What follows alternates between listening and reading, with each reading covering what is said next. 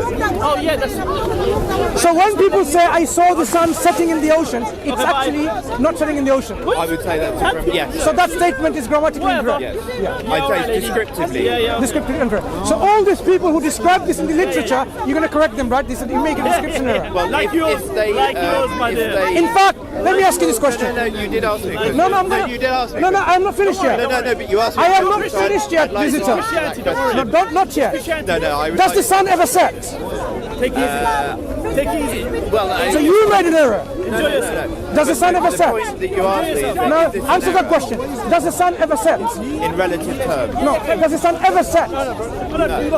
So you made an error by saying the sun sets. So what I would say, So why did you make the error? it's relative. No, relatively. Why did you make the error? It's your way out because you couldn't Sorry, prove but it. you're not actually listening. You've asked me a couple of Hang questions. on. And one of wait, Visitor. you've asked me one. Okay. No, you've asked me a question. What time is sunset tomorrow? You want to talk to me, my dear? You want to debate? You want to debate on camera? You've got a location. Hang on. Sunset tomorrow will be at 15:53. It got it wrong, right? It's an error. Well, it depends what you're talking about. You've got a location service that gives you more information. Visitor, as you want to describe yourself. So when the newspaper, when online somebody says sunrise and sunset, they're making all error. They're all errors. You're good, my dear. Well, I said to you, but you won't give me a chance to. Excuse me. Is that there? No, Did they make an error? No. Can you just, if you just let me finish slightly what I'm saying, I'm suggesting to you that everyone makes relative errors in the way they describe things. Sure. But if you are saying that a particular piece of literature is perfect, then that error shouldn't take place. So there's differences in relative errors. So lots of people can make slang descriptions of how things work or how they don't work. When you looked on your phone what time the sun set, it has background information which gives you a location service, because actually the sunset is setting all the time, isn't it? It doesn't set to 5:53 here, 4:53 here, whatever it is. It's actually setting everywhere, and in essence the sun is just the sun, isn't it? It doesn't disappear. So you accept that this is not an error, even though it says sunset? No. I'm saying to you that we make all relative descriptions, and they could be technically seen as errors or not. But what I would say is that it's a grammatically descriptive error to say that the sun is setting in the sea. The error in your description right now is this. When the Quran describes someone's perception, how they perceive the sun setting, you're saying it's an error. You should ask 𝐸𝐤𝐤𝐻 why he's making that assumption. Why? Because he's actually seeing it. So it's a perception of 𝐸𝐤𝐤𝐻. If you saw and you said, I saw it setting behind the trees, and somebody says, oh, it's an error of a description, then perhaps you need to be real open to understanding of how language works. How language works. Can you quote me 1883 then, where it says in the Quran, in your best... it says very clearly, وَجَدَ عِنْدَهَا تَغْرُبُ. He found it going down. He found it going down. So in his perception, that's how he saw it. And the Quran is simply describing it, and yet you consider it to be error. I have to say, really, you have to do better than that. Why would, if you've got any water source, a puddle or anything, then effectively you could have a perception of the sun setting in any kind of reflection. Why would you even bother putting that into? I find it strange the way you... Because it's a place. I find it strange the way you look at a text. When the text gives you description of an event that happened, you are saying, why is it like that? It should be like this instead. Quran describes the events, the journeys of a person called 𝐸𝐤𝐤𝐻, the two-horned ones. He went east and he went west. He went to different people and how he interacted with the people. You were saying, oh, why did he discuss with these people? He should have discussed with the Europeans. That's your problem. When the Quran says this particular individual went to a place near sunset, so he was there when the sun was setting. And where did he perceive in his perception the sun was setting? In this hamia. Yes? What's that mean? In the spring. He saw it going down in the spring. You are saying, oh, this is an error. And I have to say that not only your understanding of literature is very weak, as well as understanding in common language when people describe what people saw in when they narrate it back. So if you consider this is an error, then I have to say really you need to deeply reflect on your life, deeply. Because the Quran says, have they not considered the Quran with care, with utter, deep reflection? If you did, you will find no discrepancies whatsoever. That's the challenge of the Quran. You look at the surface and say, oh, it's an error.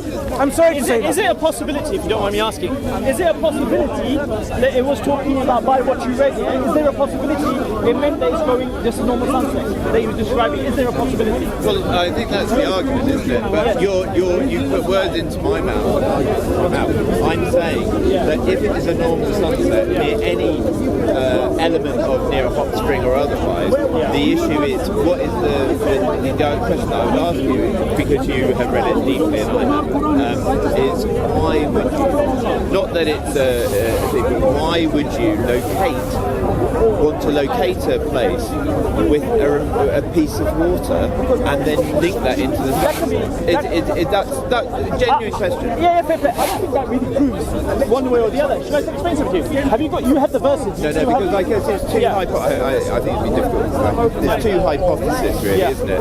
There's one that would be the argument that this is a literal situation of the sun setting a place in the world where it sets, and that's a description of it, and there is a people around that people. So it's a very meaningful place, the exact place where the sun sets. That's one hypothesis, which would be an argument, which is falsifiable. And the other argument is that it's just a sunset near a pool of water. Okay, and do you have that other verse?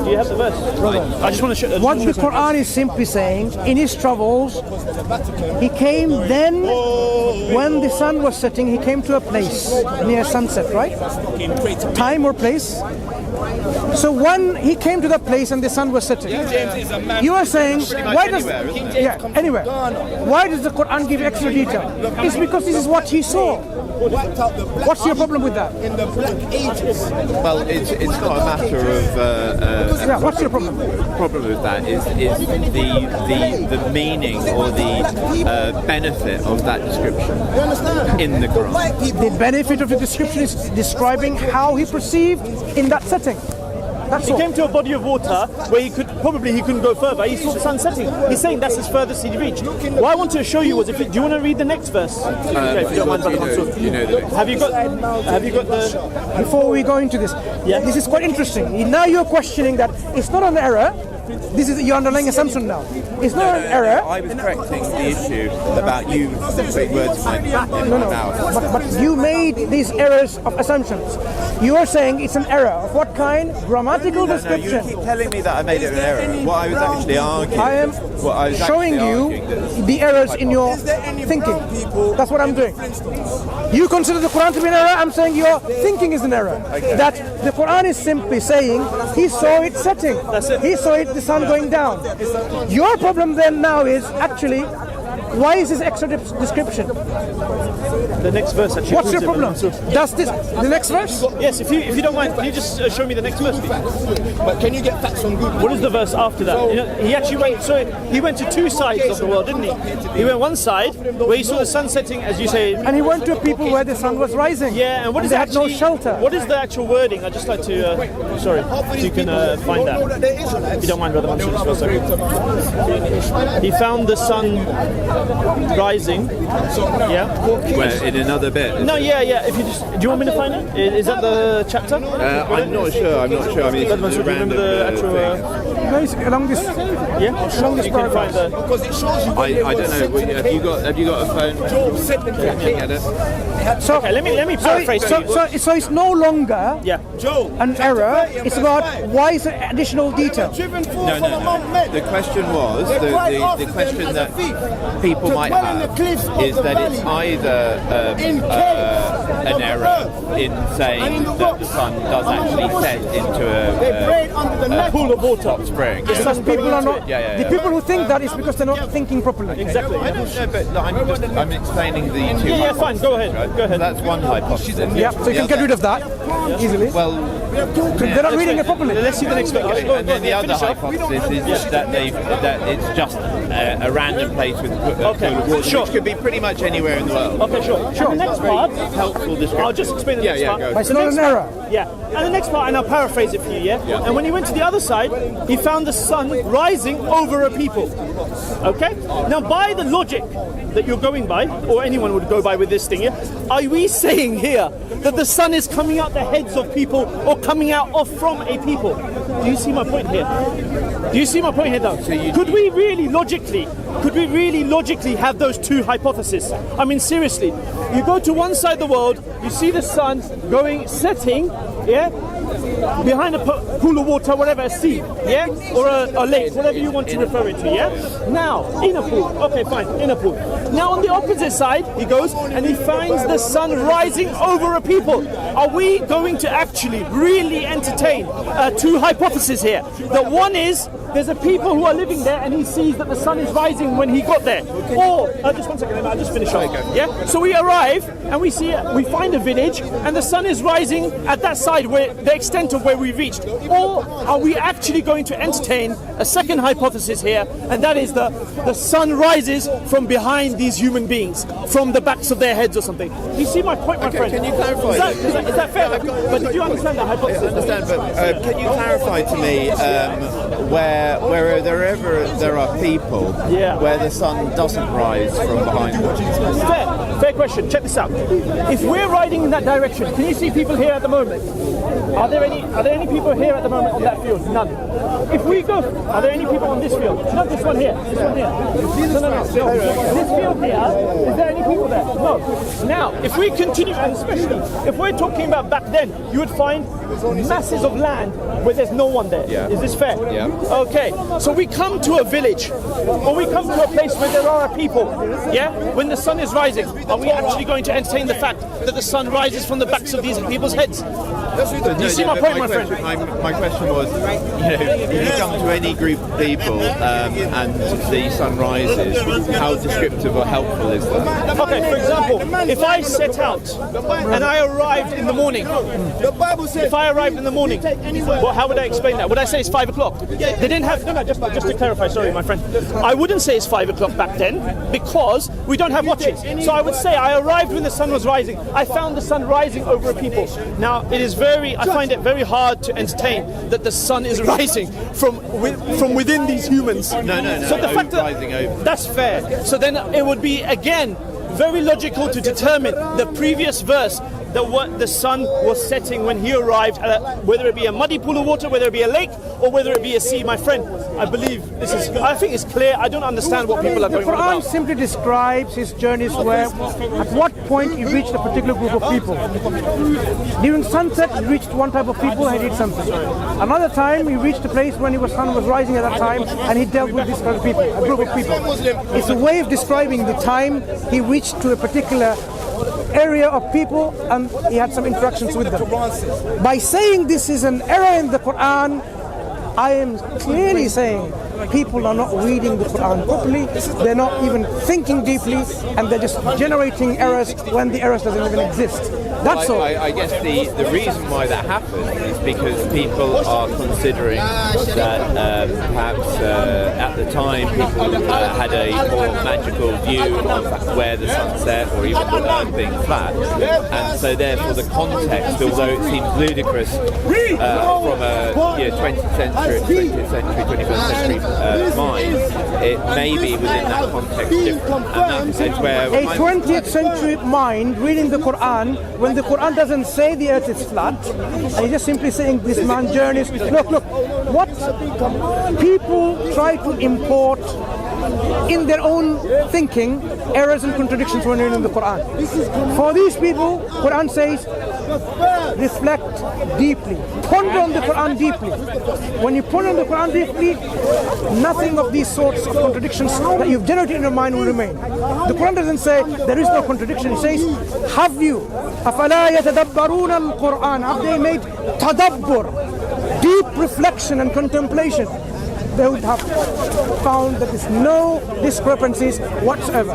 So this discrepancies is in the mind of superficial reading. That's all I'm arguing. Superficial reading, you can believe in anything. Oh, the Quran says like wonderful, astonishing. Here's another two hypotheses: is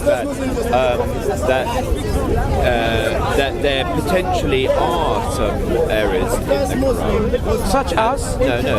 Let me just put the hypothesis first. There's potentially errors in the Quran, and obviously it puts itself in a position of zero errors. So it's unlike the Bible, and so there's potentially errors in the Quran, and that scholars have argued away those errors.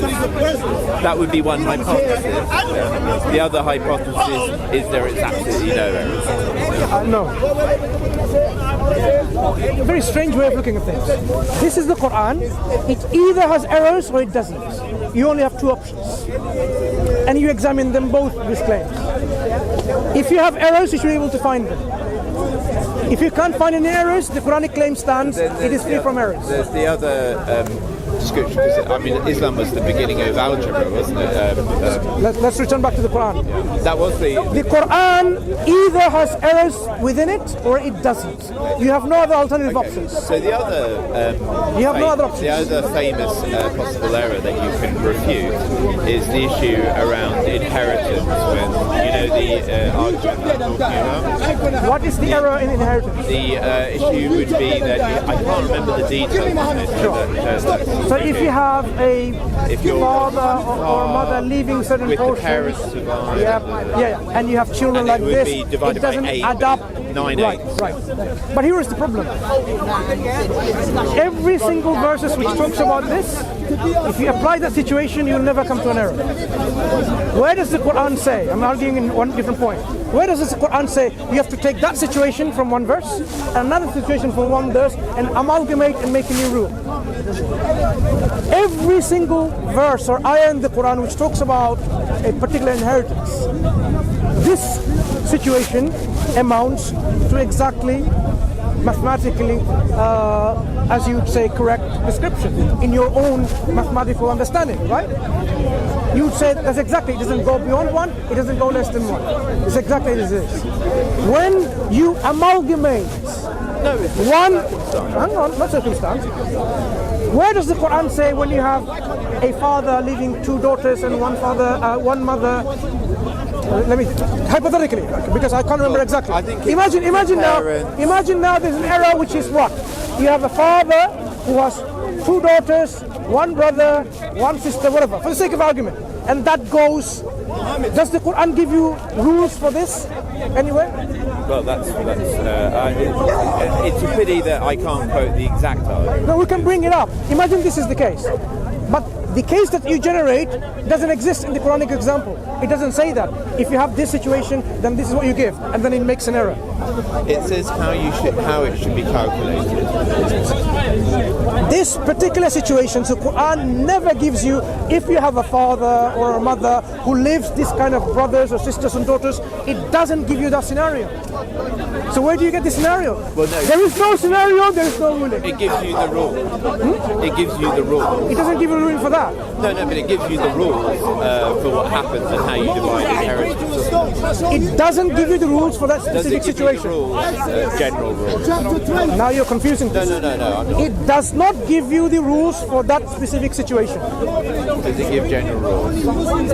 Does it give general rules? No, it gives specific rules. Huh? Specific rules. Specific rules? Yes. It tells you if you have a deceased who left behind a son or a daughter, and so on and so forth. Yeah. Specific rules. Well, those are the rules. They're not general rules. They're the rules. When you specify, when you apply these rules, To which situation? To this example. But this situation is not covered in these rules. No, but if you apply those, I don't get it. You cannot apply a situation which is not described in these rules. It's not inclusive of it. So the Quran doesn't explain all the situation of how you would divide the inheritance in that situation. In that situation, the Quran doesn't give you any rules. Well, it's still got all the different rules, hasn't it? Sorry? You apply, like in a law court, you apply the rules that you've got. Can you ask this gentleman? The ashes are coming in our eyes. The situation. This situation, the Quran hasn't given you any rules. So you can't say this rule is mathematically incorrect when such a rule doesn't exist. But if you apply all the rules that are there to this situation, it becomes... But you're applying them, amalgamating two different rules for a situation that the Quran doesn't describe. Why are you amalgamating different rules for a situation the Quran doesn't even describe? Because you've got to apply the rules that you've got. No, you can get the rules from the Sunnah if it doesn't exist in the Quran. And what are the rules in the Sunnah then? If you get the rules from the Sunnah, then your question about the Quran gets the rule wrong is totally redundant. It's a made-up error, made-up mistake in the Quran, which doesn't even exist. The Quran doesn't have a rule for that situation. No, it doesn't describe that exact situation, but it does have a set of rules, and if they're applied to that situation, it doesn't work. I am saying, why are you applying rules which doesn't even apply? It is not for that situation. Quran hasn't given you a set of rules to apply in these situations. It hasn't, simply. By amalgamating different rules, of course you're going to make confusion. Well, I think that's... I'm stating to you what is obvious. The Quran specifies rules for a certain situation, specifies rule for another situation, specifies rule for another situation, and so on. By mixing and matching, you are creating rules to generate error. You are doing that yourself. The Quran hasn't given you a rule which constitutes an error in the first place. Well, I can't say more than what I've said. If you apply the rules that are given to you, you've got a family. But the rules that you're applying doesn't even exist in the Quran. That for that particular situation. You are amalgamating different rules, making up a new rule. You've got a family and something happens, and you look to the Quran. You go to the Sunnah if it doesn't exist. And what does it say in the Sunnah? Suppose the Sunnah gives you a rule and it gives you a solution. That's it. And doesn't. And it does. To that situation. Yes. Similar situation. A similar situation. No. The situation that you're giving the Quran, if it doesn't, the Sunnah does. You sure? Yeah, many rules the Sunnah provides. Many rules. Well, I don't know enough about it. Do you know the specific? No, I'm just telling you, if it doesn't exist in the Quran, the Sunnah will explain and give you the rulings. So you will be in error by saying the Quran in this situation has got it wrong because it hasn't even got this rule in the first place. That goes back to the other kind of argument, is that there is then it's using what you've just said as a way of explaining that this is not an error. I'm not explaining away. I'm just simply saying you have applied the rulings wrong. When you have two equations, you mix these two equations, make another one equation, and you get that equation wrong, and you're saying, "Oh, the Quran gets it wrong." No, think about it. Think about it. You have two different equations. No, you have two different equations. Can you not do that in my eyes, right? Can you not put that light in my eyes? You know, you are so bad people. He puts such a bright light in my eye when I tell him not to. That's not in my eye. But look at that. Okay. Are you running away? Don't put this. No, don't put this in my eye, please, right? Listen, Mansur, stop acting like a little girl. Don't because there's put a light over there. Look. And you're not complaining about that particular light. That was behind me. Why is that, Mansur? I just told you. If you want, I can film from behind your back. Mansur, can we debate? Yeah? I am simply saying. Respect. Okay, put out light on her face. Oh yeah. So that's all good. Behind me, just exactly behind me, right? No lights. And now these lights as well, please. No lights. No lights in front of my. Hey, are you a diva? Thank you. Right? Good. Thank you. Now debate between yourself. Where's the gentleman gone? Yeah. Right. Sir, who is Allah praying? I'll give you a setting. Now carry on. Who is Allah praying in Surah 33? Okay. Now let's. Is Allah Okay, praying for in one Surah moment. 33? Hatun, I know you're a Decepticon. What that means, let me explain to you, then you can ask the question. That you deceive knowing well that you're deceiving. That's the definition in my diary, in my dictionary, that you are a Decepticon, right? I'm using a cartoon character title. When you say who is Allah praying to, obviously you are using the English translation of the Quran, which says Allah is praying to, and you're saying, there you go. How can Allah pray to someone? Because Allah is the one who should be prayed to. Is there someone who listens to Allah's prayer?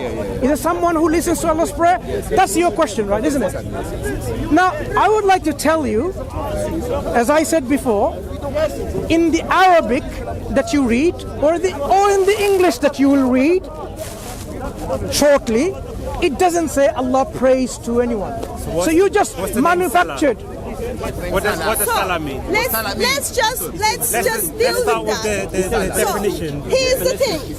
Let's first go and do the basics. So you had whole week to prepare for this answer, because last week you I did didn't not want to talk to deal. you, but you keep on persistently coming back to me again. You did not want to deal it. So Surah 33, verse 43. Can I get this up first? He- One second. It is who? One second. Get out, Mansur. Get out, Mansur. 33. And which verse? Which ayah? 50? 43. 40. So they're not praying. Okay. Yeah. Surah 33, verse 43. Yeah. He it is who prays, yes, solely for you and his angel